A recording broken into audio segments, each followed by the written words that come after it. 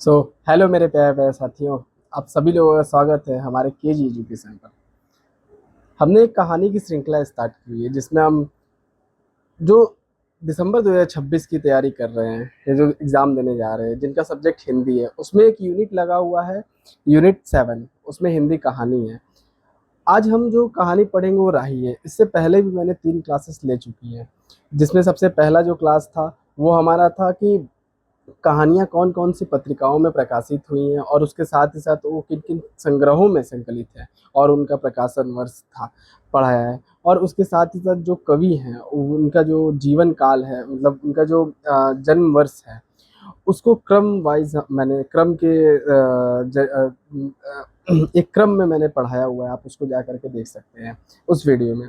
दूसरा वीडियो जो मैंने बनाया है वो एक टोकरी भर मिट्टी है। आप उसे पढ़ेंगे, उसे मैंने लाइन बाय लाइन पढ़ाया हुआ है क्योंकि वो बहुत इम्पोर्टेंट है। और फिर तीसरी जो मैंने क्लास ली हुई है वो चंद्रदेव से मेरी बातें, उसे भी मैंने लाइन बाय लाइन पढ़ाया। उसमें महत्वपूर्ण तथ्य जो हैं उसे पढ़ाया है और उसके साथ ही साथ उसके जो महत्वपूर्ण पंक्तियाँ हैं उन सभी को दिखाया हुआ है। तो आप उन तीनों वीडियो को ज़रूर देख लें, उसको स्किप करके आगे मत बढ़िएगा। आज हम जो कहानी पढ़ने जा रहे हैं वो राही कहानी है। राही किसकी कहानी है? सुभद्रा कुमारी चौहान की कहानी है। तो चलिए पढ़ते हैं।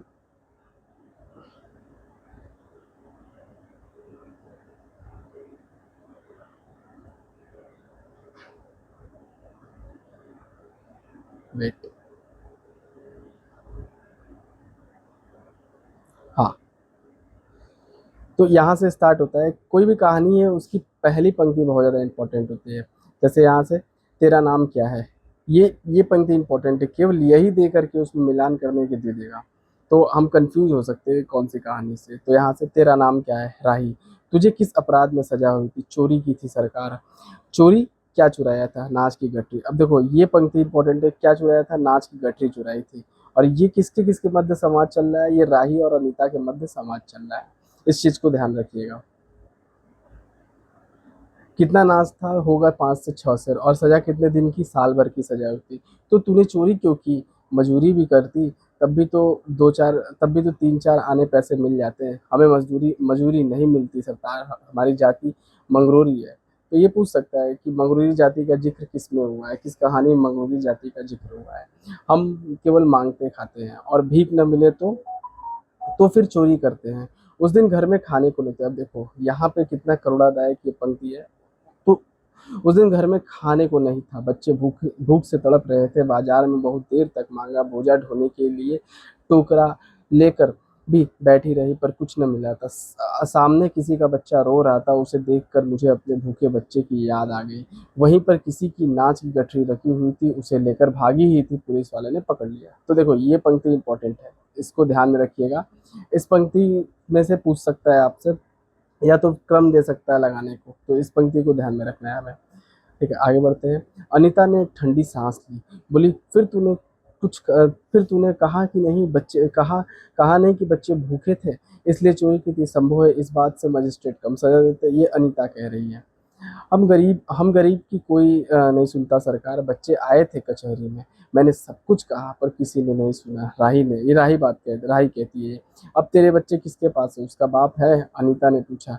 राही की आंखों में आंसू आ गया। वह बोली, उसका बाप मर गया सरकार, जेल में उसे मारा था और वहीं अस्पताल में वो मर गया। अब देखो ये पंक्ति भी इम्पोर्टेंट है। आजकल जिस तरीके से प्रश्न पूछे जा रहे हैं ना, उस तरीके से हम देखें तो इस पंक्ति को दे सकता है क्रम लगाने के लिए। अब बच्चों का कोई नहीं है तो तेरे बच्चे का बाप भी जेल में ही मारा। क्यों क्यों जेल आया था? अनीता ने प्रश्न किया। उसे तो बिना कसूर के ही पकड़ लिया था सरकार, राही ने कहा। ताड़ी पीने के लिए गया था। वो ताड़ी पीने के लिए गया तो उसको पुलिस उठा के लेके चला गया। 2-4 दोस्त भाई उसके साथ थे। मेरे घर वाले का एक वक्त पुलिस वाले से झगड़ा हो गया था। किसी वक्त उसका झगड़ा हो गया होगा किसी कारण से, इस वजह से उसको लेकर के चले गए थे। हाँ, उसी का बदला उसने लिया था। 109 में उसका चालान कर दिया। अब देखो इसको याद रखना है कि कितने में चालान किया था? 109 में उसका चालान किया था। अनीता ने एक दीर्घ निश्वास के साथ कहा, अच्छा जा अपना काम कर, राही चलेगी। अनीता सत्याग्रह करके जेल आई थी।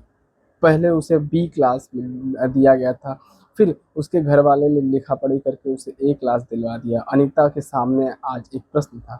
वह सोच रही थी कि देश की दरिद्रता और इन निरीह गरीबों के कष्ट को दूर करने का कोई उपाय नहीं है। अब देखो यहाँ पे क्या है कि एक तरफ अनीता जो धनाढ्य वर्ग में से आती है, जो सत्याग्रह करके जेल में आए थे, एक तरफ राही जिसने अपनी मजबूरी में आकर के चोरी किया हुआ था। आप इस चीज़ को समझ रहे हैं कि कोई मजबूर होकर के चोरी कर रहा है और कोई जानबूझ करके चोरी कर रहा है, इसमें दोनों में अंतर है। तो राही जो मजबूरी में चोरी करके आए थे और उसको जेल में कैसे जीवन यापन करने को मिल रहा था, और अनीता को कैसा मिल रहा था। अनीता बी क्लास में थी, अब ए क्लास में आ गई है। सोचो, ये होता है एक धनाढ्य वर्ग और एक गरीब वर्ग के मध्य भेदभाव का दृश्य। अनीता के सामने आज एक प्रश्न था। वो सोच रही थी कि देश की दरिद्रता और इन निरीह गरीबों के कष्ट को दूर करने का कोई उपाय नहीं है। हम सभी परमात्मा की संतान हैं। अब देखो ये पंक्ति इंपॉर्टेंट है, इसको ध्यान में रखना। हम सभी परमात्मा की संतान हैं, इसको ध्यान में रखना। केवल यही दे के पूछ सकता है कि किस में का है। एक ही देश के निवासी है, कम से कम हम सबको खाने पहनने का समान अधिकार है ही। फिर यह क्या बात है कि कुछ लोगों को तो आराम आराम से कुछ लोग तो आराम से रहते हैं और कुछ लोग पेट के अन्न के लिए चोरी करते हैं। उसके बाद विचारक की अदूरदर्शिता के कारण या सरकारी वकील के चातुर्यपूर्ण जिरह के कारण छोटे बच्चों की माताएं जेल भेज दी जाती हैं। उनके बच्चे भूखों मरने के लिए छोड़ दिए जाते हैं। एक और यह कैदी है जो जेल आकर सचमुच जेल जीवन के कष्ट उठाती है, और दूसरी ओर है हम लोग जो अपनी देशभक्ति और त्याग का ढिंढोरा पीटते हुए जेल आते हैं। हमें आमतौर से दूसरे कैदियों के मुकाबले में अच्छा बर्ताव मिलता है, फिर भी हम संतोष नहीं होता। हम जेल आकर ए और बी क्लास के लिए झगड़ते हैं। जेल आकर ही हम कौन सा त्याग कर देते हैं। अब देखो अनीता कितने बड़े बड़े प्रश्न को खड़े कर रही हैं, क्योंकि उस समय जब सत्याग्रह चल रहा था तो लोग जेल केवल इसलिए जा रहे थे कि उनको बड़े बड़े पद मिल जाए, बड़े बड़े स्थान मिल जाए, उनको नेतृत्व का एक थप्पा लग जाए उनके ऊपर। तो बहुत बड़े लेवल पे इस प्रश्न को अनीता उठा रही है। जेल में हमें कौन सा कष्ट रहता है सिवाय इसके कि हमारे माथे नेतृत्व का सील लग जाता है। हम बड़े अभिमान से कहते हैं ये हमारी चौथी जेल यात्रा है, ये हमारी 5वीं जेल यात्रा है, और अपनी जेल यात्रा के किस्से बार बार सुना कर आत्मगौरव अनुभव करते हैं। तात्पर्य यह है कि हम जितने बार जेल जा चुके हैं उतनी ही सीढ़ी देशभक्ति और त्याग से दूसरे से ऊपर उठ जाते हैं, समझे। और इसके बल पर जेल से छूटने के बाद कांग्रेस को राज की सत्ता मिलते ही हम मिनिस्टर, स्थानीय संस्थाओं के मेंबर और क्या-क्या हो जाते हैं। अब देखो यहाँ पे क्या दिखा रहे हैं लेखक? लेखक यही सीधे-सीधे दिखा रहा है कि किस तरीके से सत्याग्रह करके जो जेल आ रहा है और जो मजबूरी में चोरी करके जेल में आ रहा है, उसका क्या विज़न है, वो किस तरीके से देख रहा है कि इसका फ़ायदा हमें हमारे जीवन में क्या मिलेगा, नेतृत्व का थप्पा लगेगा, देशभक्ति देशभक्ति का हमें प्रमाण मिल जाएगा, उसके साथ ही साथ हम ऊँचे-ऊँचे पद पे जाएँगे, सत्ता लोलुपता इसमें दिखाई दे रही है, ठीक है। और अब मिनिस्टर संस्थाओं क्या-क्या हो जाते हैं। अनीता सोच रही थी कल तक जो खद्दर भी न पहनते थे, बात-बात पर कांग्रेस का मज़ाक उड़ाते थे, कांग्रेस के हाथों में थोड़ी शक्ति आते ही वे कांग्रेस भक्त बन गए थे, खद्दर पहनने लगे थे, यहाँ तक कि जेल में भी दिखाई पड़ने लगे थे। वास्तव में ये देशभक्ति है या सत्ता भक्ति? ये पंक्ति इम्पोर्टेंट है, इस पंक्ति को ध्यान में रखिएगा, ठीक है? इस पंक्ति को ध्यान में रखिएगा। अनीता के विचारों का तांता लगा हुआ था, वह दार्शनिक हो रही थी। उसे अनुभव हुआ जैसे कोई भीतर ही भीतर उसे काट रहा हो। अनीता की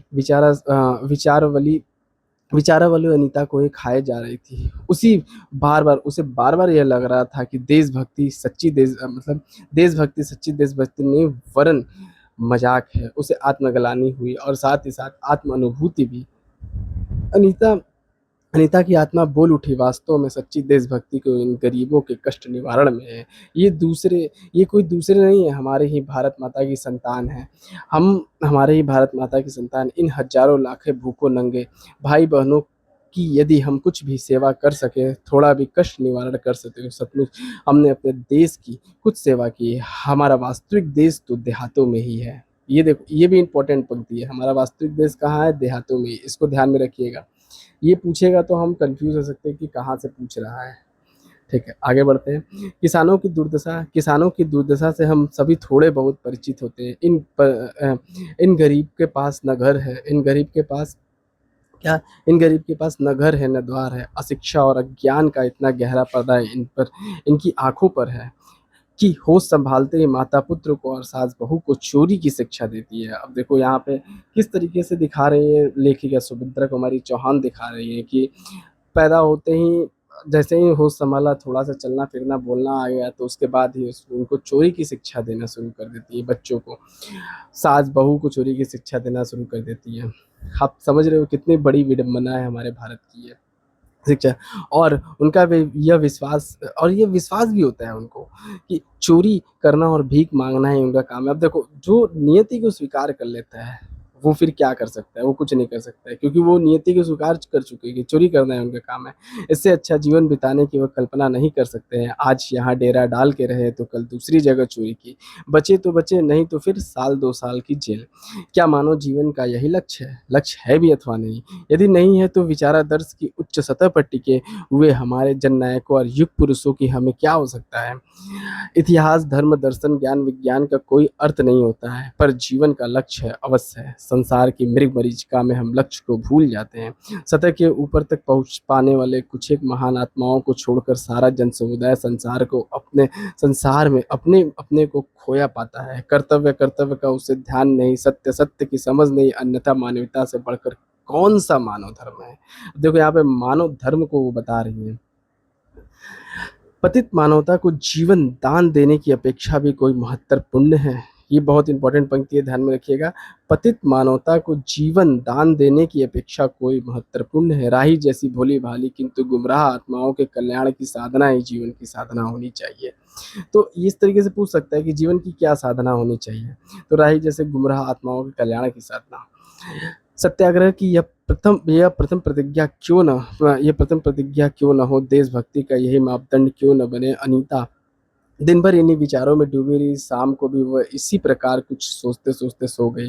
रात में उसने सपना देखा कि जेल छूटकर, अब देखो यहाँ कितना बड़ा प्रतीक के रूप में दिखा रहा है कि रात को उसने सपना देखा जेल से छूटकर वह इन्हीं मंगरूरी लोगों के गांव में पहुंच गई थी। वहां उसने एक छोटा सा आश्रम खोल दिया। उसी आश्रम में एक तरफ छोटे छोटे बच्चे पढ़ते हैं और स्त्रियां सूत काटती हैं। अब देखो ये कैसे, एक हम स्वयं सहायता समूह भी देखते हैं और एनजीओज भी देखते हैं, वो इसी का रूप है। अभी ये कल्पना कर रही है। दूसरी तरफ मर्द मर्द कपड़ा बुनते हैं, रुई धुनते हैं। शाम को रोज उन्हें धार्मिक पुस्तकें पढ़कर सुनाई जाती है और देश में कहाँ क्या हो रहा है ये सरल भाषा में समझाया जाता है।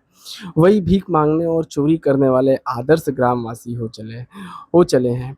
रहने के लिए उन्होंने छोटे छोटे घर बना लिए हैं। राही के अनाथ बच्चों को अनीता अपने साथ रखने लगी है। अनीता यही सुख स्वप्न देख रही थी। रात में वह देर से सोई। सुबह 7 बजे, अब देखो ये याद रखना, 7 बजे तक उसकी नींद न खुल पाई थी। अचानक स्त्री जेलर ने आकर उसे जगा दिया। बोली, आप घर जाने को आप घर जाने के लिए तैयार हो जाइए, आपके पिता बीमार है, बिना शर्त छोड़ी जा रही है। अनीता अपने स्वप्न को सच्चाई में परिवर्तित करने की एक मधुर कल्पना करके घर चली गई। यहाँ पे कहानी समाप्त होता है। ये बहुत महत्वपूर्ण कहानी है। सो आई होप आप लोगों को अच्छा लगा हो तो लाइक शेयर और सब्सक्राइब जरूर करें। ठीक है, इसमें गरीबी को दिखाया गया है, इसमें शिक्षा को दिखाया गया है, इसमें सत्याग्रह के उस दुरूप दर्शन को दिखाया गया है जहाँ पे केवल सत्ता लोलुपता होती है, उसको दिखाया गया है। ठीक है, तो धन्यवाद।